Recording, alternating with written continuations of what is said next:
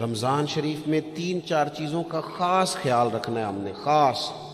ایک تو رمضان شریف میں قرآن پاک سے خاص محبت فرمائیں، شہر رمضان الذی انزل فیہ القرآن، خاص محبت۔ الحمدللہ ہمارے ہاں قرآن کے عالم بھی موجود ہیں، حافظ بھی موجود ہیں، بلکہ مسجدیں کم ہوتی ہیں، حافظ زیادہ ہوتے ہیں۔ یہ دیکھ لئے مدارس کی خدمات ہیں اللہ کے فضل سے، قراء بھی ہیں، سب کچھ ہے۔ اب ضرورت ہے قرآن پاک سے محبت کرنے والوں کی۔ ہر نقیب، ہر خطیب یہ کہہ رہا ہے کہ سارا قرآن حضور کی تعریف ہے، کہتے ہیں نا جی، تو چاہیے نا کبھی کبھی رکا آئے محفل سے کہ جناب ہمارا دل کر رہا ہے ہمیں سورہ رحمان سنائی جائے۔ کبھی کبھی یہ رکے آتے ہیں نا فرمائشی رکے، یہ نعت پڑھے، یہ تو جب سب کہہ رہے ہیں یہ حضور کی نعت ہے سارا قرآن، تو کو رکا آنا چاہیے نا، آج سورہ حامیم سجدہ کی تلاوت سنائی جائے، آنے چاہیے نا یہ والے رکے بھی، صحیح کہہ رہا ہوں نا؟ تو خوب ارادہ کریں کہ قرآن مجید سننا ہے۔ ہم کھڑے رہتے ہیں، پاسپورٹ کے دفتر بھی 1.5 گھنٹہ لوگ کھڑے ہیں، شناختی کارڈ کے دفتر میں بھی کھڑے، امیگریشن کی لائنوں میں بھی کھڑے۔ نیت کریں کہ میں نے جم کے قرآن مجید سننا ہے، اور جس مسجد میں پہلی تراویح شروع کریں کوشش کریں کہ ساری تراویح اسی میں پڑھی جائے، اور خاص ذوق کے ساتھ۔ خاص پنجاب میں ایک گاؤں تھا، تو اس میں نا ایک دفعہ ایک بالکل عام سادہ سا آدمی دکاندار تھا، تو اس کا انتقال ہو گیا، تو اس کی قبر سے خوشبو آنے لگی۔ تو اگر پیر صاحب ہوتے پھر تو بچوں کی موج لگ جاتی، کیا بات ہے بھئی، اتنی کرامت۔ عام سادہ آدمی تھا، قبر سے خوشبو آنے لگی، لوگ پہنچ گئے، معلومات کی، گھر تک گئے، کہا کوئی مطلب ٹھیک ہے داڑھی شریف تھی، نمازی تھا، لیکن کوئی ایسی خاص چیز ہم نے نہیں دیکھی۔ تو اس کے گھر والے بتانے لگے کہ نا قرآن مجید نہیں پڑھا ہوا تھا، بوڑھا آدمی تھا لیکن قرآن مجید سے عشق کرتا تھا، کئی گھنٹے قرآن مجید کو وضو کر کے اپنے پاس رکھتا اور پھر انگلیاں چلاتا اور کہتا میرے مالک نے میرے لیے جو بھی فرمایا ہے حق اور سچ ہی فرمایا ہے۔ اسے چومتا، پیار کرتا۔ اللہ نے یہ اعزاز دیا کہ اگر انتقال ہوا تو قبر کی مٹی سے بھی خوشبو آنی شروع ہو گئی۔ خدا را قرآن پاک سے پیار کریں، خوب ذوق بنائیں کہ ہم نے قرآن مجید کو سننا ہے۔ دوسری میری گزارش یہ ہے آپ حضرات سے کہ سحری میں اٹھنا تو ہے ہی، سودا لینے کے لیے بھی جانا ہے، ہمارے ہاں دہی دودھ کے لیے بھی لوگ صبح صبح جاتے ہیں، تو ایسا نہ کریں کہ تھوڑا 10 منٹ اور جلدی اٹھ جائیں اور پورا رمضان تہجد کی نماز پڑھیں۔ بڑی پسند ہے نبی کریم کو تہجد کی نماز۔ صبح اگر 2 رکعتیں نصیب ہو جائیں تو نبی کریم علیہ السلام نے فرمایا جب جوان آدمی تہجد کے لیے کھڑا ہوتا ہے تو اللہ فرشتوں کے سامنے فخر فرماتا ہے۔ یہ ضرور عادت بنائیں، صبح جن لوگوں کو چند نفل نصیب ہو جائیں اور پھر وہ دعا مانگیں، ایک تو رمضان پھر تہجد کا ٹائم، اس ذوق۔ اور تیسری گزارش میری یہ ہے، غریب آدمی جو ہوتا ہے وہ سمجھدار نہیں ہوتا، چونکہ عقل مند ہونے کے لیے تو پیسے ہونا بھی تو ضروری ہے نا۔ میں نے دیکھا ہے کہ بالکل ان پڑھ آدمی ہو لیکن سیٹھ ہو نا، تو بڑے بڑے سیانے لوگوں کو نصیحتیں کر رہا ہوتا ہے اور اس کی سنی بھی جا رہی ہوتی۔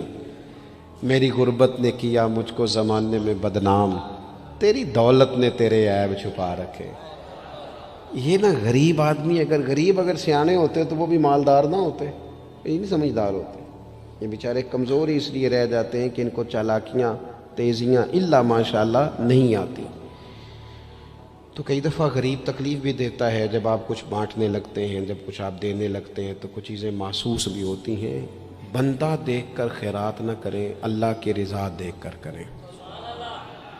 ہمیں صحیح حدیث میں اس شخص کا تذکرہ بھی ملتا ہے جس نے آ کے نا محبوب کی چادر کو کھینچا تھا، یہ بخاری میں، اور گردن مبارک پہ نشان پڑ گیا تھا۔ اس نے کہا میں کچھ لینے آیا ہوں، چادر کو کھینچا، تکلیف ہوئی بظاہر، لیکن محبوب نے پھر بھی جب عطا کیا تو مسکرا کے ہی عطا کیا۔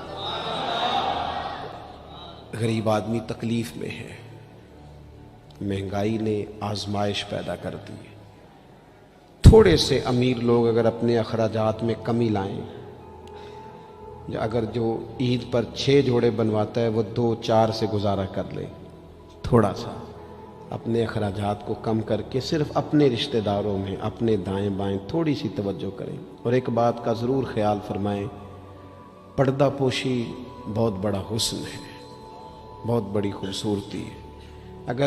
अगर ये सदक़ात और खैरात और रमज़ान में जो मुसावात का महीना है उसमें अगर थोड़ी सी ना पर्दे के साथ, इमाम अबू नुऐम ने लिखा है कि 100 घर था मदीना शरीफ में, 100, थोड़ी सी आबादी होती थी, 100 घर कितना ज़्यादा होगा। 3 वक्त खाना भी पहुंचता था, कपड़े भी पहुंचते थे, बीमार की दवा के पैसे भी पहुंचते थे। कौन दे जाता है पता कोई नहीं था। फिर अचानक सबके घर खाना आना बंद हुआ तो लोग परेशान हुए, एक दूसरे से पूछने लगे तेरे घर कब से नहीं आया? का 18 मुहर्रम से। तेरे घर कब से नहीं आया? उसी शाम से। तेरे घर 18 से। अब जब सब मुत्तफिक हुए तो पता चला कि 18 मुहर्रम को इमाम ज़ैनुल आबिदीन का इंतकाल हुआ। 100 घरों में खाना जाता था पर पता नहीं था दे कौन जाता है। कुछ थोड़ा सा ना, कुछ खबरें ऐसी हैं जो हज़रत उमर बिन अब्दुल अज़ीज़ सुबह अपने खादिम को ना एक सारे दिन के कामों की लिस्ट दिया करते थे। तो एक दिन लिस्ट दी तो वो चाहिए तो ये था ना कि उस पर लिखा होता था कि 11 बजे महकमा तालीम वालों को बुलाना, ज़ोहर के बाद दिफा वालों को बुलाना, शाम को सेहत वालों को बुला लेना। वो लिस्ट जो दी थी उस पर लिखा था कि कल 5000 दरूद पाक कम रह गया था, आज ज़्यादा पढ़ना है। वो फलां बेवा के घर में राशन पहुंचाना है। वो 2-3 लाइनें अभी पढ़ी थीं कि वो हज़रत ने छीन ली, फरमाया ये तो मेरी ज़ाती है। तो मुशीर कहने लगा हुजूर ये कब करते हैं, कभी बताया नहीं। तो आप फरमाने लगे कुछ पैसे छुपा के रखे होते हैं लोगों ने कि मुश्किल पड़ गई तो काम आएंगे। मैंने भी कुछ नेकियां सब से छुपाई हैं, क़यामत में मुश्किल पड़ गई तो अल्लाह के करम से मेरे काम आ जाएंगे। ये कुछ मैंने साइड पे कर दी हैं जो मैंने किसी को बताई। तो रमज़ान शरीफ में ऐसी नेकियों का मौका मिलेगा, कुछ छुपा लें। कीमती चीज़ें सबको नहीं बताई जाती, छुपाई जाती हैं। जो जिनको कीमती समझते हैं ना, करोड़ों रुपया जिसके पास हो वो थोड़ी बताता है। मेरे घर में 50 तोले जेवर पड़ा, थोड़ी को बताएगा। तो कीमती चीज़ें बताई नहीं जाती, छुपाई जाती हैं। अपनी नेकियों को कीमती बनाएं, उनको छुपाएं। अल्लाह के हुजूर दुआ करता हूँ। ये हज़रत ने भी इस पर बात की थी और मुझे भी इरशाद फरमाया, ये जो आपस की रंजिशें हैं ना, जब मकासद बड़े होते हैं फिर रंजिशें नहीं होती।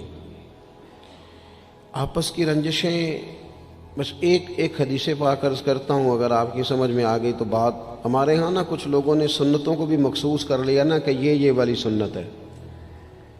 भाई तमाम ज़ाहिरी सुनन और आदाब पर भी अमल करें और जो बातनी कैफियत हैं उस पर भी गौर करें।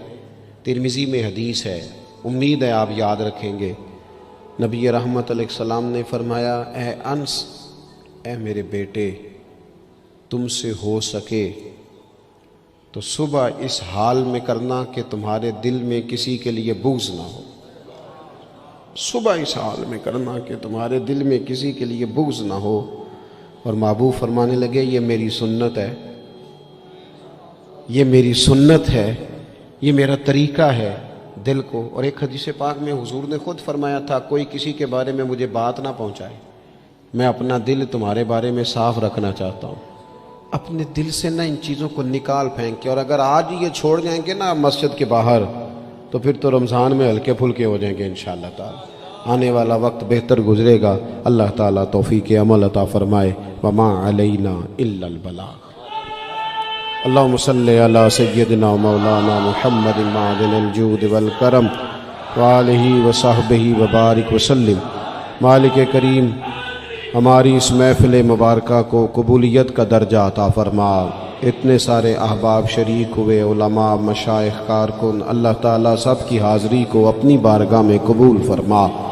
हमारे गुनाहों को मुआफ़ फरमा, हमारी गलतियों से दरगुज़र फरमा। इल्म नाफ़े अमल साले की तौफ़ीक अता फरमा। मालिक करीम, सजदों का ज़ौक़, इबादतों का शौक़, तिलावतों की लज्जत अता फरमा। ऐ अल्लाह, खैर करने और खैर फैलाने का ज़रिया बनने की तौफ़ीक अता फरमा। हम सब को शर से महफूज फरमा।